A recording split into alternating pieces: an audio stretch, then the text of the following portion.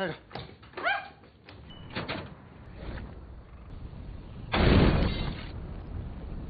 吕东东啊，跟我船上了，你现在去找他吧。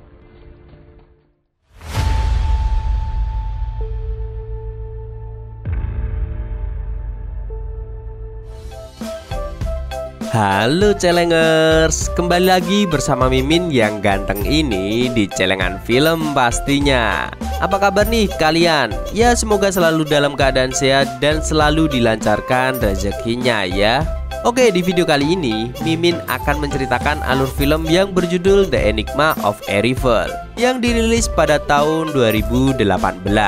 Film ini mengisahkan dua sahabat yang mencintai gadis yang sama bernama Dongdong.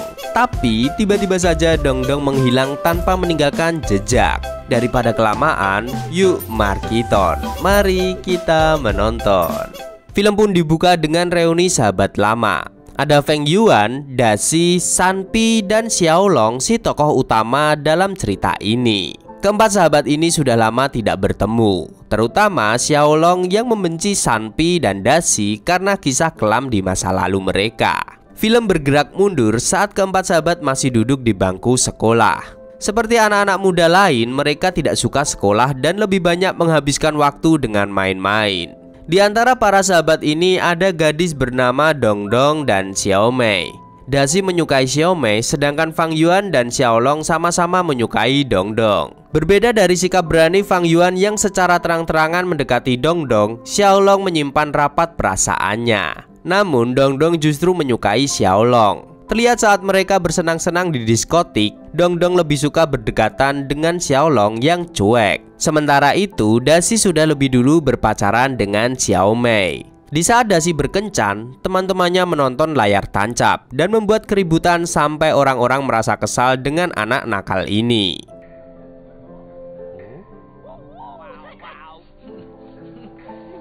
Pada suatu ketika, Dongdong membeli ikan di warung Xiaolong. Ia mengajak Xiaolong bertaruh apakah ada telur ikan di dalamnya. Jika memang ada, maka Xiaolong harus menuruti perintah Dongdong. Untungnya saja ada telur ikan sehingga Xiaolong harus mau menemui Dongdong di kapal. Sorenya Dongdong menunggu kedatangan Xiaolong dengan senang.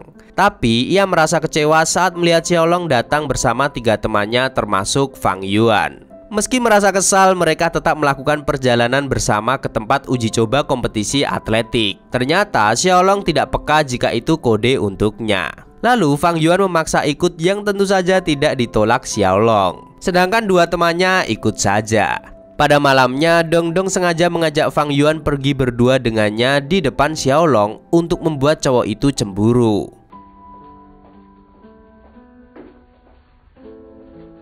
Lalu keesokan harinya Dongdong kena marah pelatih karena bukannya ikut rombongan atlet tapi malah pergi sendiri tanpa izin.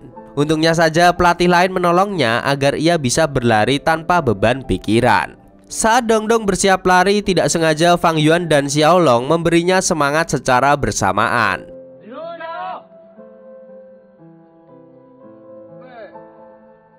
Dan ketika mereka akan pulang, pelatih yang juga guru di sekolah menolak keempat sahabat itu naik ke bus. Karena menurut guru, mereka hanya anak-anak nakal yang membuat masalah. Xiaolong pun tidak bisa menahan marahnya sampai tidak sengaja mendorong gurunya.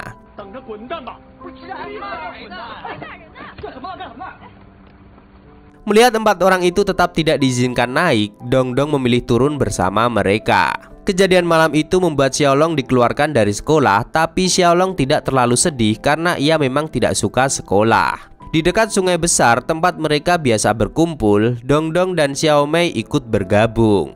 Beberapa saat kemudian, Xiaomei pergi dengan Dashi, meninggalkan Dongdong bersama Sanpi dan dua cowok yang menyukainya. Saat malam datang, mereka makan-makan di restoran kakak Wuyi yang mendapat warisan dari ayahnya yang baru meninggal.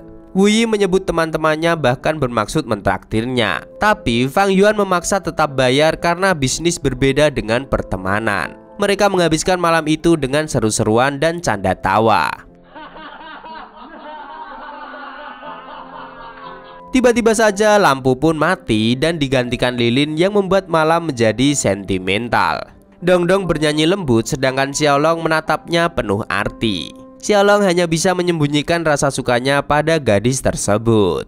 Setelah pertemuan malam itu, Wu Yi jadi ikut bergabung dengan Xiaolong dan kawan-kawannya. Di sana, Wu Yi menunjukkan lahan mencari uang dengan mencuri minyak di dekat sungai. Wu Yi mengajak mereka mencuri minyaknya karena pemiliknya kumpulan gangster yang menjalankan usahanya secara ilegal. Karena terbujuk rayuan Wu Yi, malamnya mereka pun diam-diam mengambil minyaknya. Setelah memastikan itu bukan air, mereka menjual minyak itu ke para pedagang eceran.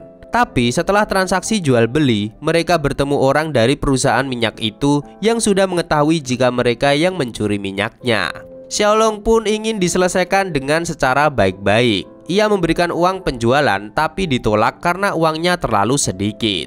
Di saat orang-orang ini mau ribut, Wu Yi maju yang membuat orang-orang itu mundur seketika.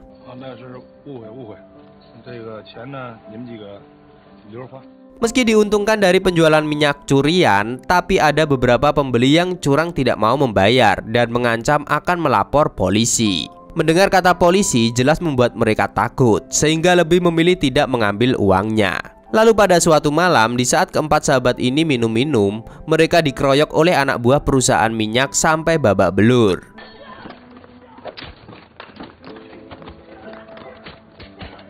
Setelah insiden itu, Dashi dan Fang Yuan ketahuan Xiaomei dan Dongdong. Melihat luka-luka di wajah Fang Yuan, Dongdong meminta penjelasan apa yang sudah mereka lakukan. Karena sedang malas ditanya-tanya, Fang Yuan dan Dashi pun pergi. Dongdong masih tidak ingin pergi dan tidak sengaja bertemu Xiaolong yang tiba-tiba saja memeluknya tanpa mengucap sepatah kata pun. Insiden itu membuat anak muda ini merencanakan balas dendam yang lagi-lagi berkat bujukan Wu Yi. Bahkan Wu Yi menyediakan banyak minyak agar mereka bisa membalaskan dendam dengan membakar kapal milik perusahaan minyak itu. Malam harinya mereka menyiram kapal dengan minyak lalu membakarnya. Di antara kelima orang ini, Dashi terlihat sangat gugup. Dan pada malam itu tragedi terjadi. Wu Yi mengatakan jika Dongdong habis menemuinya untuk membayar minyak yang dicuri Xiaolong dan teman-temannya. Saat ini Dongdong menunggu di kapal yang ditunjuk oleh Wu Yi. Mendengar itu, Xiaolong langsung berlari mencari Dongdong diikuti Wu Yi dan Fang Yuan. Tapi anehnya Dongdong tidak bisa ditemukan dan hanya menyisakan tasnya saja. Kita kembali ke belakang sejenak. Saat Dongdong tiba-tiba saja menemui Wu Yi. Dongdong meminta Wu Yi mengantarkannya ke perusahaan minyak yang dicuri Xiaolong. Ia tidak ingin Xiaolong terus diserang, sehingga mau membayarnya dengan uang segepok yang entah dari mana. Awalnya Wu Yi tidak mau berurusan, tapi karena Dongdong memaksa, ia membawanya ke sebuah kapal kosong. Wu Yi menyuruh Dongdong menunggu orang suruhan perusahaan di ruangan kapal itu.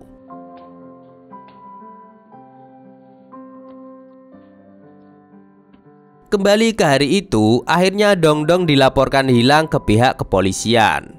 Semua orang mencari kemana-mana, bahkan ke setiap sudut tempat yang pernah didatangi Dongdong. Tapi banyak dari orang-orang tidak tahu keberadaan Dongdong. Semenjak hilangnya Dongdong, Xiaolong tidak pernah lelah mencari. Bahkan ia sampai menyelam menyusuri ilalang dan sungai luas. Saat perjalanan di kapal, ia terus teringat kenangan indahnya bersama Dongdong yang belum sempat tahu dalamnya perasaan cinta Xiaolong. Selepas kejadian itu, keempat sahabat ini sudah tidak sedekat dulu. Xiaolong benar-benar hanya mencari Dongdong. Sanpi pindah ke kota untuk belajar kedokteran di antar Fang Yuan, sedangkan Dashi tidak pernah menampakkan diri di depan teman-temannya. Kini terlihat Dashi membuat keributan di diskotik yang membuatnya harus menjalani hukuman 6 bulan penjara. Di saat Dashi di penjara, ada Xiaomei dan Fang Yuan yang menjenguknya, tapi sayangnya Dashi tidak mau menemui mereka. Meski begitu, Dashi dipenuhi kesedihan karena sangat merindukan Xiaomei. Di sisi lain, Wu Yi yang pernah menjadi tersangka hanya dipenjara sebentar lalu dibebaskan. Kini Wu Yi menghabiskan hari-harinya untuk berjudi mahjong dan menumpuk hutang. Hingga pada suatu malam, ia menghilang setelah disekap Xiaolong. Ia merasa Wu Yi mengetahui misteri di balik hilangnya Dongdong.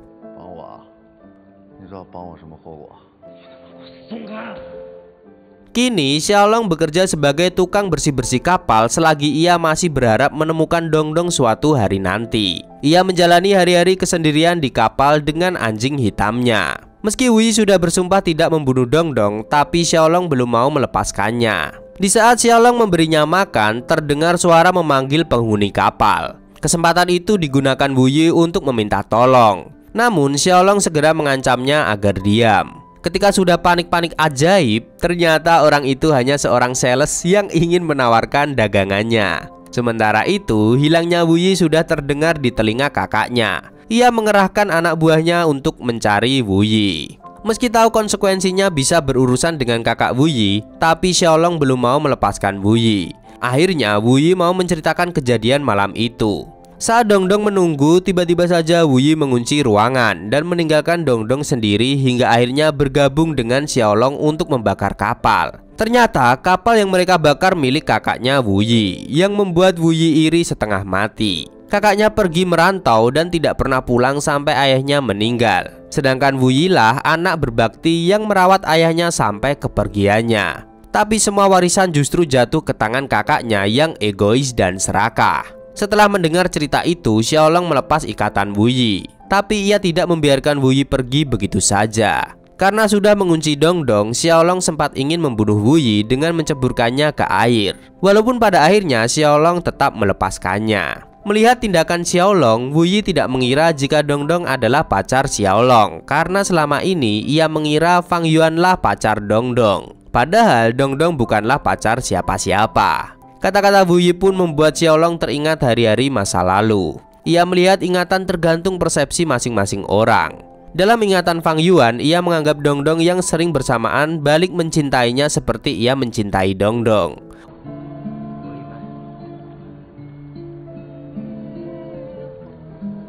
Oleh karena itu, saat Dongdong menghilang, ia menghajar Wu Yi dan ikut mencari kemana-mana bersama Xiaolong. Sampai akhirnya ia tersadar jika Xiaolong juga menyukai Dongdong.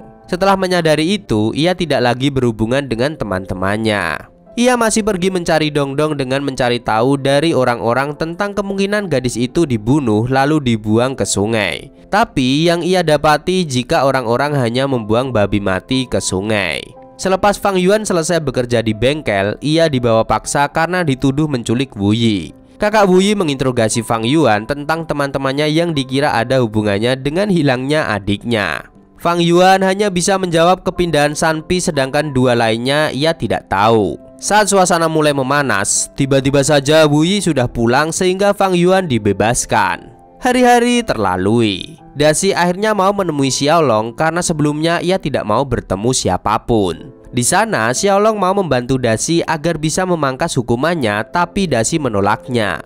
Ia bertanya tentang kabar Xiaolong dan Fang Yuan yang terlibat perkelahian.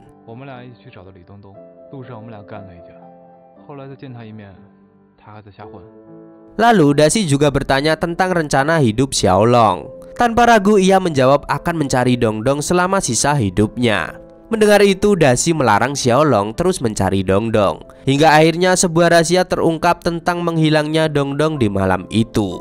Kita balik lagi ke waktu itu. Dashi mengira jika Dongdong tidak menyukai Fang Yuan, tapi sikapnya seolah-olah memberikan harapan pada Fang Yuan. Ia memastikan siapa cowok yang disukai Dongdong.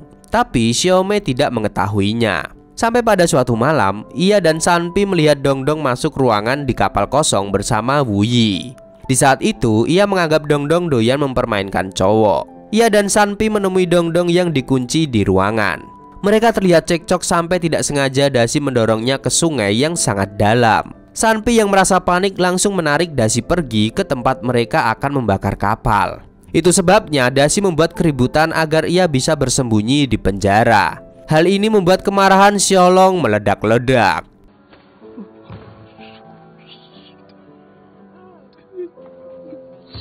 Bertahun-tahun berlalu, Xiaolong berhasil menjadi pengusaha perabotan, tapi ia tetap dicurangi perusahaan kakak Wu Yi. Selepas menagih uang di kantor yang tentu saja berakhir sia-sia, Xiaolong pergi ke restoran bergaya Jepang untuk reuni dengan ketiga sahabat lamanya. Dari mereka semua, Dashi lah satu-satunya orang yang absen dari pertemuan ini setelah sekian lama. Mereka pun mengobrol tentang keadaan masing-masing meskipun suasananya begitu canggung. Dan akhirnya Fang Yuan menunjukkan kalender lama yang ia temukan. Di kalender itu Dongdong yang menjadi modelnya. Lalu tanggal cetaknya tidak lama setelah Dongdong hilang. Hal ini membuat Fang Yuan mengira bisa saja Dongdong masih hidup, dan Sanpi mengatakan mungkin saja itu terjadi. Mendengar respon Sanpi, Xiaolong menjadi marah karena Sanpi pura-pura tidak tahu jika Dongdong sudah meninggal karena dasi. Situasi itu membuat Fang Yuan bingung sampai akhirnya Xiaolong nekat akan menjemput dasi.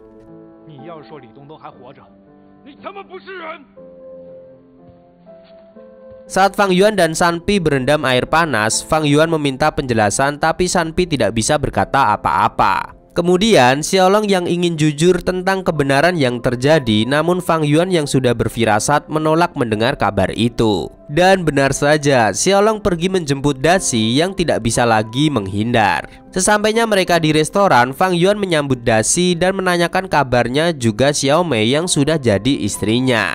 Akan tetapi, Xiaolong terobsesi dengan kebenaran tentang Dongdong. Hal ini membuat Fang Yuan kesal meski ia sudah menyadari kebenaran tanpa mendengarnya sendiri.